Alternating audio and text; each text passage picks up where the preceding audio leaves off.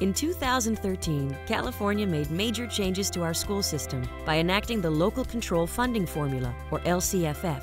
LCFF directs resources to students with the greatest needs: low-income, English language learners, and foster youth. It gives more control to local districts and parents, and it creates a new definition of school success, so schools won't be judged on test scores alone. As the State Board of Education prepared to make important decisions about how to implement the new law, we wanted to make sure they heard from the people most affected. So last fall, the California Endowment launched the School Success Express, a 12-city bus tour to get input from students, parents, and local community leaders. More than 1,600 people attended School Success Express forums. They were the single largest source of community feedback on our state's new school funding law. With our custom-decorated school bus, we traveled all over California, from Del Norte all the way down to San Diego. At every forum, we provided some background on the new education funding law and talked with parents and students about the funding coming to schools and got their opinion about how it should be spent. We asked participants, what keeps students engaged in school? How can parents be more involved in decision-making? What do we need to do differently to help low-income, English language learners and foster youth succeed? At most events, we were joined by officials from Sacramento.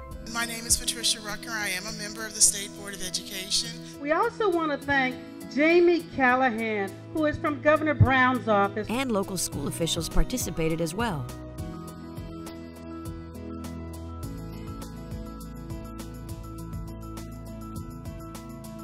So we have an opportunity going forward, because of this great legislation, to change the way we do things. At some events, we broke into small groups to discuss the questions, and in other areas, we used an open mic forum. Currently, right now in Richmond High, we only have 2 counselors for 1,500 students. If you do the math, all counselors met 1 student per day. They would not be able to go through all those students.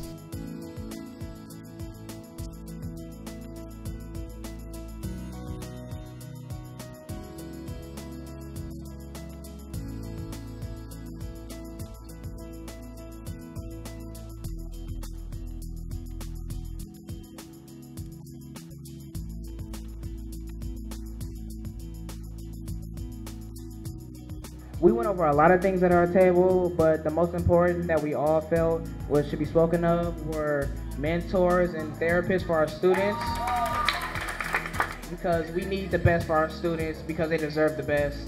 You know, we've been going without for so long, and we need people that care for us. If you're hungry, you cannot learn, and you never know where a student is coming from and if they're getting a breakfast. We need to develop dropout intervention programs that will keep students in school instead of pushing them out. We need to make sure that the money goes to help out students who was intended to help: low-income students, English language learners, and foster care youth.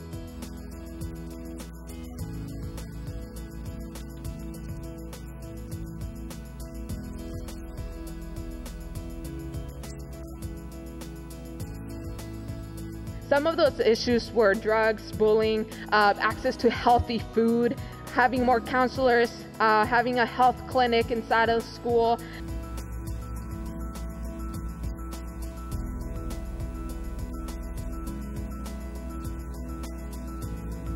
Strong support system, so for the parents, so if that's childcare like we have here tonight, and translation and transportation, that's really huge.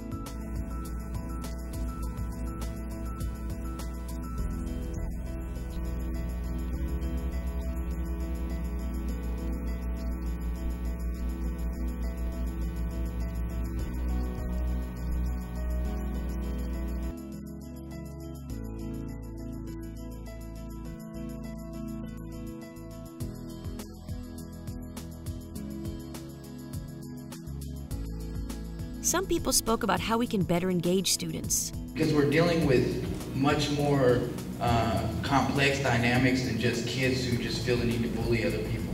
They could be abused at home, and we really need to address those group problems and stop reacting and start engaging in students.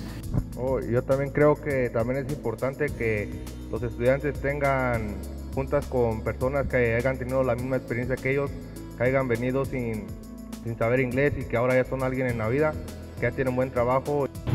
So we're an ICC, and what we want is we want more AP candidates. I'm a recent graduate of Hoover High School.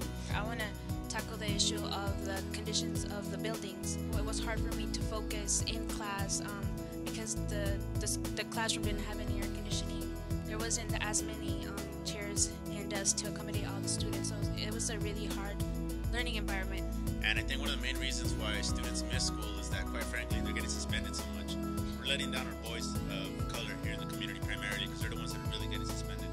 We need to provide extra curriculum like music, sports, so the kid can do, and academic support like college, mentor, and tutor. When we look at things like LCFF and the language of the law, it very specifically requires parent involvement, but there's nothing in there saying that they're required to talk to students. So as you can see here in this room, they want to be here, they have a lot to say. And state leaders committed to share what they heard at the forums with colleagues.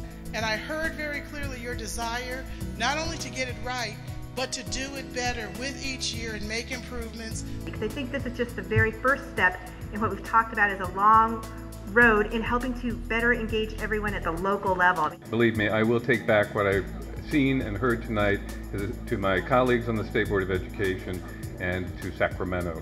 And with your partnership and your involvement and your voice, we can guarantee that it's going to be good. Thank you all so much for tonight. I really appreciate it. And all these messages were amplified through local media. Fair school funding law, paving the way for better schools. All of the feedback this fall had a powerful impact. The State Board of Education listened to parents and students and made major changes to help ensure that money gets to the schools and kids who need it most. And now the real work begins to make sure the vision of local control funding formula becomes reality in every one of California's 10,000 schools. We encourage everyone to stay in touch with their local schools and continue to make their voices heard. Thank you to everyone who helped make the School Success Express a success.